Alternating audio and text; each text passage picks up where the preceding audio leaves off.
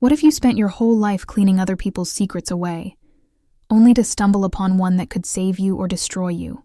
Rosa Delgado never imagined that pushing a mop across cold marble floors would lead her to a locked door she wasn't supposed to find.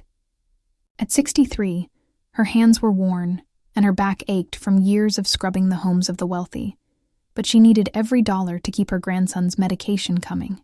The Castellano mansion was her biggest job, and the rules were simple.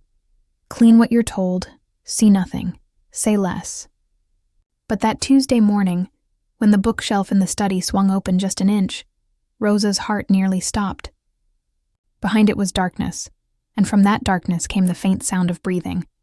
Someone was in there, someone who shouldn't exist. Where are you watching from tonight? Rosa had been cleaning the Castellano estate for 3 months, and in that time, she'd learned to make herself invisible. The mansion sat on the edge of town, surrounded by iron gates and security cameras that followed your every move. Mr. Castellano was rarely home, but when he was, the staff moved like shadows, silent and efficient. Rosa had taken the job out of desperation. Her daughter Maria had died 2 years ago, leaving behind 8-year-old Danny, who had juvenile diabetes. The medical bills were crushing, and Rosa's small social security check barely covered rent. The other cleaners warned her on her first day. "Don't ask questions," said Pilar, an older woman with tired eyes. "Don't open closed doors. Don't talk to Mr. Castellano unless he talks to you first." Rosa nodded, grateful just to have work. She'd raised 3 children on her own after her husband left, and she knew how to keep her head down and her mouth shut. The mansion was beautiful in a cold way. Everything was expensive but felt unlived in, like a museum. Rosa cleaned the grand foyer with its crystal chandelier, the dining room that could seat 20 but never did, and the endless hallways lined with paintings of stern-faced men. Her favorite room was the study, not because it was warm or welcoming, but because it had a window that looked out over a small garden. Sometimes when she was dusting, she'd pause and watch the birds. It was in that study, on a Tuesday that started like any other, that everything changed. Rosa was running the vacuum near the tall bookshelf when she noticed something odd. The vacuum's cord had gotten caught on something behind the shelf, and when she tugged it, the entire bookshelf shifted slightly. She froze, her heart pounding. The shelf had moved. It wasn't supposed to move. Rosa glanced toward the door. The house was quiet. Mr. Castellano was away on business, and the other staff were on different floors. Carefully, she reached out and pushed the bookshelf. It swung open smoothly, revealing a dark space behind it. A hidden room. Her breath caught in her throat. She knew she should walk away, close it, pretend she'd never seen it. But something stopped her. From inside the darkness, she heard it. Breathing, soft and steady, like someone sleeping. Rosa's first thought was to run, to get security, to do anything but stand there. But then she heard something else. A small sound, almost like a whimper. It was the sound of someone in pain, someone afraid. Despite every instinct telling her to leave, Rosa pulled out her phone and turned on the flashlight. The beam cut through the darkness, revealing a small room, maybe 10 feet by 10 feet. There was a cot, a small table, and a bucket in the corner. And on the cot, curled up under a thin blanket, was a girl. She couldn't have been more than 16, with dark hair matted against her face and eyes that went wide with terror when the light hit them. "Please," the girl whispered in Spanish. "Please don't tell him you found me." Rosa's mind raced. Who was this child? Why was she hidden here? The girl's face was bruised, and her wrists had marks like she'd been tied up. Rosa had seen enough in her life to know what captivity looked like. Her hands trembled as she lowered the phone. "Who are you?" Rosa whispered back. "My name is Elena," the girl said, her voice cracking. "He took me 6 months ago. Please, you have to help me, or just close the door and forget you saw me. If he knows you found me, he'll kill us both." Rosa stood frozen, her mind spinning. This was Mr. Castellano's house. The man who paid her wages. The man whose security team carried guns. The man everyone in town whispered about but never crossed. And hidden in his study was a terrified girl, imprisoned and alone. Rosa thought of Danny, of her grandson's innocent face, of the bills piled on her kitchen table. If she helped this girl, she could lose everything. If Castellano found out, she might lose her life. But as she looked at Elena's desperate eyes, She saw her own daughter at that age. She saw every child who'd ever needed someone to be brave for them. Rosa's hand steadied. She'd spent her whole life cleaning up other people's messes, staying quiet, playing it safe. Maybe it was time to do something that mattered. "I'm going to help you," Rosa said softly. "But you have to trust me. Can you do that?" Elena nodded, tears streaming down her face. Rosa closed the bookshelf carefully, her heart hammering so hard she thought it might burst. She had no plan. No idea how to get a captive girl out of a mansion guarded like a fortress. But she knew one thing. She couldn't walk away. Not this time. Rosa couldn't sleep that night. She lay in her small bedroom, staring at the ceiling, thinking about Elena's face. The girl had been so thin, so fragile. How long could someone survive in a room like that? Rosa had spent hours after discovering Elena going through the motions of her cleaning duties, her mind racing with possibilities. She couldn't go to the police. Castellano had half the police force on his payroll. Everyone knew that. She couldn't tell the other staff members, not knowing who might report back to him. She was completely alone in this. The next morning, Rosa arrived at the mansion with a plan, or at least the beginning of one. She'd packed an extra sandwich in her lunch bag, along with a bottle of water and some pain relievers from her medicine cabinet. It wasn't much, but it was something. The trick was getting it to Elena without being seen by the cameras or the security guards who patrolled the grounds. She waited until her usual time to clean the study, her hands shaking as she pushed her cart down the hallway. The house felt different now, menacing in a way it hadn't before. Every camera lens seemed to watch her with suspicion. Every footstep behind her made her jump.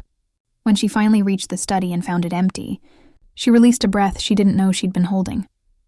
Rosa worked quickly, pulling cleaning supplies from her cart and arranging them to hide the food. She pushed the bookshelf open, her heart in her throat. Elena was awake, sitting on the edge of the cot, her eyes red from crying. "I brought you food," Rosa whispered, handing over the sandwich and water. "Not much, but it's something." Elena took it with trembling hands and ate like she was starving, which she probably was. Between bites, she told Rosa her story. She'd been walking home from her job at a restaurant when a van pulled up beside her. Men grabbed her, threw her inside. When she woke up, she was here in this room. Castellano had told her she belonged to him now, that her family would be killed if she tried to escape or if anyone found out about her. "He comes sometimes," Elena whispered, her voice hollow. "Late at night. He brings me food, tells me I should be grateful he's keeping me safe. Safe from what, I don't know. But I know what he really wants. I can see it in his eyes." Rosa felt sick. She thought about reporting this, about finding some way to expose Castellano. But she knew how these things worked. Rich men like him didn't go to prison. They had lawyers and connections, and enough money to make problems disappear. And the people who crossed them? They were the ones who disappeared. "I'm going to get you out," Rosa promised, though she had no idea how. "I just need time to figure it out." Over the next week, Rosa became a smuggler. She brought Elena food, medicine for her bruises, a clean blanket she'd taken from the linen closet. Each visit was a risk, each moment in that hidden room a chance of being caught. But Elena's gratitude, the way her eyes lit up when Rosa appeared, made it worth it. The girl reminded Rosa so much of her own daughter at that age, full of dreams and hope before life had beaten it out of her. During one visit, Elena grabbed Rosa's hand. "Why are you doing this?" she asked. "You don't even know me. You're risking everything." Rosa looked at this young girl and felt her eyes fill with tears. "Because someone should have done it for my daughter," she said quietly. "Someone should have been there when she needed help, when she was struggling and alone. Maybe if someone had been brave enough to reach out, she'd still be here." She squeezed Elena's hand. "I can't change the past, Mija, but maybe I can change your future. If this moment touched your heart, please give the video a thumbs up, but their luck couldn't hold forever." On the 8th day, Rosa arrived at the study to find someone else there. A man she'd never seen before, tall and cold-eyed, was standing near the bookshelf. He looked at Rosa with the kind of expression that made her blood run cold. "You're the new cleaner," he said. "It wasn't a question." "Yes, sir," Rosa managed, gripping her cleaning cart. "Mr. Castellano wants to meet with you. Today, before you leave." He moved closer, and Rosa could smell cigarette smoke on his clothes. He has some questions about your work. Make sure you're available at 4 o'clock. Rosa nodded, not trusting her voice. The man left, and she stood there, frozen with fear. Did he know? Had someone seen her? She wanted to check on Elena, to warn her, but she didn't dare open the bookshelf. Not now. Not with that man's eyes possibly still watching through some camera she hadn't noticed. The rest of the day passed in a blur of terror. Rosa cleaned mechanically, her mind spinning with worst-case scenarios. At 4 o'clock, she was escorted to Castellano's office on the second floor. The room was dark, heavy with the smell of leather and expensive cologne. And there, behind a massive desk, sat the man himself. Vincent Castellano looked at her with eyes that seemed to see right through her, and Rosa realized with horrible certainty that everything was about to change. Vincent Castellano gestured to the chair across from his desk, and Rosa sat, her legs barely supporting her. He was younger than she expected, maybe 50, with silver hair and a face that might have been handsome if not for the hardness in his eyes. He studied her for a long moment, silent, letting the tension build. "Mrs. Delgado," he finally said, his voice smooth. "You've been with us for a few months now. The other staff speak well of you. Hardworking, quiet, trustworthy." He paused. "Are you trustworthy, Mrs. Delgado?" "Yes, sir," Rosa whispered. "Good. Because in my home, trust is everything. People who betray my trust tend to have very unfortunate accidents. Do you understand?" Rosa nodded, her mouth dry. She thought about Danny, about who would take care of him if something happened to her. Her sister was too sick, her son too unreliable. The boy would end up in foster care. His medication needs too expensive for the system to handle properly. Castellano leaned back in his chair. "I need someone I can trust completely, someone who understands the value of silence. I'm prepared to offer you a significant raise, triple your current salary, if you can provide me with absolute loyalty and discretion." Rosa's mind reeled. Triple her salary would change everything.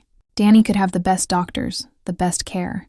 She could finally breathe, finally stop choosing between rent and medicine. All she had to do was stay silent, keep cleaning, keep her head down. All she had to do was forget about the girl in the hidden room. "I saw that you have a grandson," Castellano continued, as if reading her thoughts. "Expensive condition, diabetes. Those insulin costs, they're criminal, aren't they?" He smiled, but there was no warmth in it. "With the salary I'm offering, you'd never have to worry about his medication again." It was a bribe and a threat wrapped together. Rosa heard what he wasn't saying. Take the money and stay quiet, or refuse and face consequences. She thought about Elena, about the promise she'd made. But she also thought about Danny's last hospital visit, about holding his small hand while he cried from the needle pricks, about the way he tried to be brave even though he was so scared. "Thank you, sir," Rosa heard herself say. "That's very generous," Castellano smiled, satisfied. "Good. You start the new arrangement tomorrow. And Mrs. Delgado? In this house we have many rooms. Some are for cleaning, some are not. It's important to know the difference." Rosa understood. He knew. Maybe not everything, but enough. He was giving her a choice and making sure she knew the stakes. As she left his office, her legs shaking, she felt like she was drowning. She'd always thought she knew what kind of person she was. Someone who did the right thing, someone with principles. But when it came down to it, when her grandson's life was balanced against a stranger's freedom, what would she choose? That night, Rosa sat at her kitchen table with Danny's medication bottles in front of her. He was asleep in the next room, innocent and trusting. She thought about her daughter, about the addiction that had killed her, about how Rosa had tried so hard to save her but hadn't been enough. She'd failed Maria. She couldn't fail Danny too. But then she thought about Elena's face, about the fear and hope mixed together when Rosa brought her food. She thought about the bruises on the girl's wrists, about 6 months of darkness and terror. Rosa had told Elena that someone should have helped her daughter, that maybe things would have been different if someone had been brave. But here she was, being given the chance to be that someone for another mother's daughter, and she was considering walking away. Rosa picked up her phone and stared at it for a long time. There was a number saved in her contacts, one she'd gotten years ago from a social worker who'd tried to help Maria, a woman who worked with an organization that helped trafficking victims. Rosa had never deleted the number, though she'd never imagined needing it. Have you ever faced something like this? Let us know in the comments. She thought about what calling that number would mean. The danger, the risk, the possibility that Danny might lose her. But she also thought about what not calling would mean, living with the knowledge that she'd chosen comfort over conscience. Looking at herself in the mirror every day knowing she'd left a child to suffer. Rosa's hand hovered over the phone. Outside her window, the first stars were appearing in the darkening sky. Somewhere across town, Elena was sitting in that tiny room, hoping Rosa would keep her promise. And here, in this small kitchen, a grandmother had to decide what kind of example she wanted to set for her grandson, what kind of world she wanted him to grow up in. She took a deep breath and made her choice. Rosa called the number. A woman answered on the third ring, her voice professional but kind. Rosa spoke quickly, quietly, telling her everything. About Elena, about the hidden room, about Castellano. The woman, who introduced herself as Sarah, listened without interrupting. You did the right thing calling, Sarah said when Rosa finished. But I need to be honest with you. This is going to be dangerous. We'll need evidence, and we'll need to coordinate with federal agents, not local police. Can you get photos, video? Rosa's hands trembled. I can try. Over the next 2 days, Rosa became someone she didn't recognize. She accepted Castellano's offer, took the raise, and acted like nothing had changed. But every moment in that house, she was gathering evidence. She used her phone to take photos of the hidden room when Elena wasn't looking, documenting the conditions, the bucket, the chains bolted to the wall that Castellano had apparently used before. Elena told her there had been others before her, girls who disappeared one day without explanation. The hardest part was pretending everything was normal. Rosa cleaned and smiled and acted grateful for her new salary while her insides churned with fear and anger. Castellano watched her sometimes, his eyes calculating, and she wondered if he suspected anything. The security guards seemed to follow her more closely now, or maybe that was just her paranoia. Sarah worked quickly. She connected Rosa with an FBI agent named Martinez who specialized in human trafficking cases. They'd been building a case against Castellano for years, but could never get solid evidence or witnesses willing to testify. Rosa's information changed everything. We need to move fast, Martinez told Rosa during a secret meeting in a grocery store parking lot. If Castellano suspects anything, he'll move the girl or worse. Can you keep visiting her for 2 more days? We need time to get a warrant and coordinate the raid. Rosa agreed, though every minute felt like walking a tightrope over a canyon.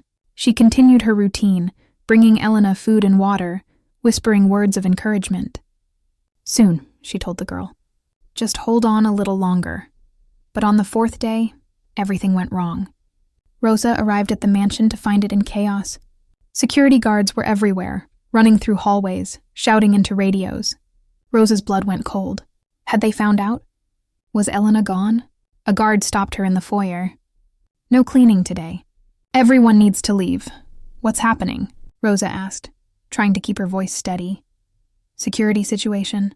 That's all you need to know. Go home. Rosa's heart pounded as she left the mansion. She immediately called Martinez. Something's wrong. They kicked everyone out. You need to move now. There was a pause on the line. We're not ready. The warrant won't be signed until tomorrow. If we go in now without it, everything gets thrown out in court. There might not be a tomorrow. Rosa's voice cracked. Please, that girl could die tonight. Martinez was quiet for a moment. Then, I'll make some calls. I'll try to get emergency authorization. But Rosa, if this goes wrong, if we move too early and Castellano walks on a technicality, he'll know someone tipped us off. You understand what that means for you? Rosa understood. It meant she'd have to disappear, take Danny and run. It meant losing everything, her home, her life. But it also meant Elena might live. Do it, she said. That night was the longest of Rosa's life. She sat in her living room, unable to sleep, watching the news for any reports. Danny asked her why she seemed scared, and she hugged him tight, telling him everything would be okay, even though she didn't know if it would be. At 2 a.m, her phone rang. It was Martinez. We got her. We got Elena, and we got Castellano. The emergency warrant came through. We raided the mansion an hour ago. Rosa started crying. Deep sobs of relief that she couldn't control. Is she okay? Is Elena okay? She's at the hospital now being checked out. She's malnourished and traumatized, but she's alive. Thanks to you. And Rosa, we found 2 other girls hidden in a basement room we didn't even know existed. Your courage saved 3 lives tonight."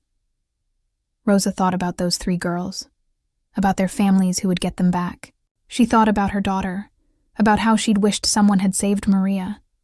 She hadn't been able to change the past, but she'd change the future for 3 mothers who would hold their daughters again. If you've been enjoying this story, subscribe to our channel for more heartwarming tales. What happens now? Rosa asked. Castellanos being arraigned tomorrow on multiple federal charges. With the evidence you helped us gather, he's going away for a long time. As for you, you're going to need protection for a while.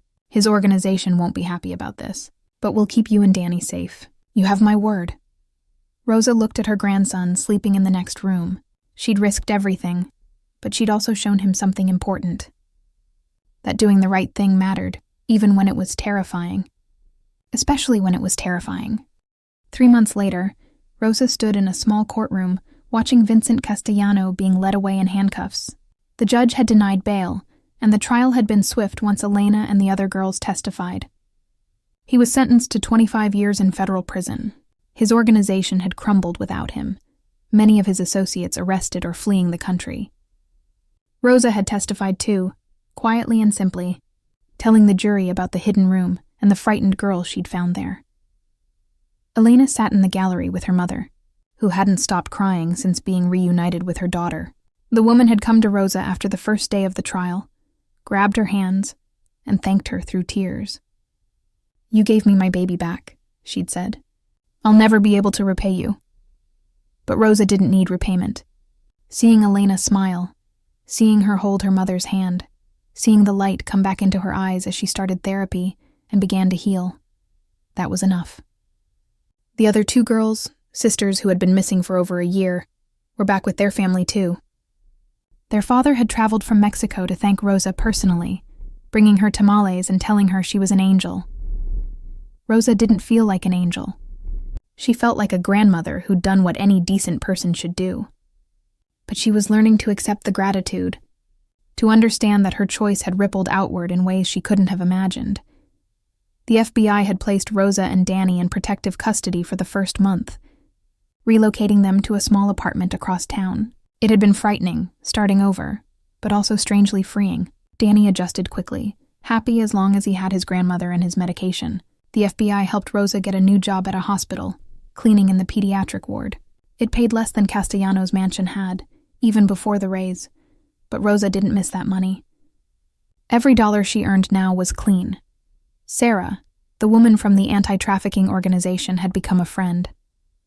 She visited Rosa often, telling her about the other cases they were working on, the other girls they were trying to save.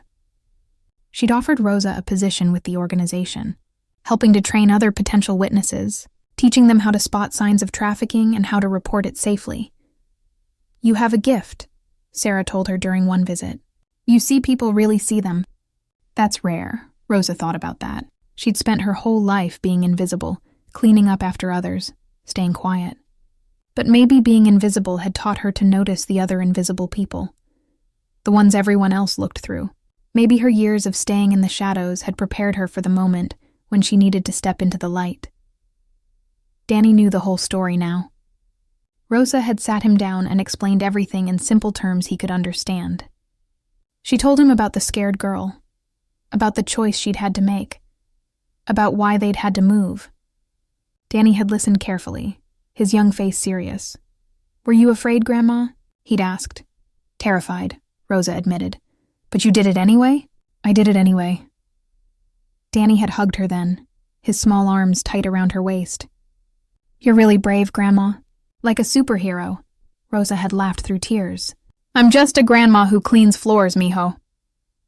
"That's what makes it even better," Danny said with the wisdom of 8 years old. Real heroes are just regular people who do brave things. Rosa thought about that often in the months that followed. She thought about it when she read the news that Castellanos' mansion had been sold, the money going to a fund for trafficking victims. She thought about it when she got letters from Elena, who was back in school and doing better every day, talking about maybe becoming a social worker herself someday to help other girls. She thought about it when she saw Danny's drawings, pictures of a grandmother with a cape, saving people. On the anniversary of the day she'd found Elena, Rosa visited the small church near her new apartment. She lit a candle for her daughter Maria, whispering a prayer. She wished she could have saved her, wished she'd known then what she knew now about asking for help, about refusing to stay silent when something was wrong. But she couldn't change the past. She could only shape the future. As she left the church, her phone buzzed. It was a text from Elena. "Thank you for giving me my life back. Thank you for being brave when I couldn't be. I love you, Rosa. Forever grateful, Elena." Rosa smiled, tears streaming down her face. This was what mattered. Not the money she'd lost, not the fear she'd endured, not the life she'd had to leave behind. What mattered was that 3 girls were free. 3 families were whole again. 3 futures that might have been destroyed were now full of possibility. She walked home slowly, noticing the small beauties she'd been too busy or too scared to see before. The way sunlight hit the leaves, the sound of children laughing in a nearby park, the smell of someone cooking dinner. Life was precious and fragile and worth fighting for, even when that fight terrified you. Rosa had spent years cleaning other people's messes, but she'd finally cleaned up the mess that mattered most. The silence and fear that allowed evil to flourish in the shadows. She'd learned that ordinary people could do extraordinary things. That courage wasn't the absence of fear, but the decision to act despite it, and that sometimes the bravest thing you could do was refuse to look away. If you enjoyed this story, please remember to leave a comment with your thoughts, and subscribe for more heartwarming tales like this one. Thank you for joining us on Rosa's journey. May we all have her courage when it matters most.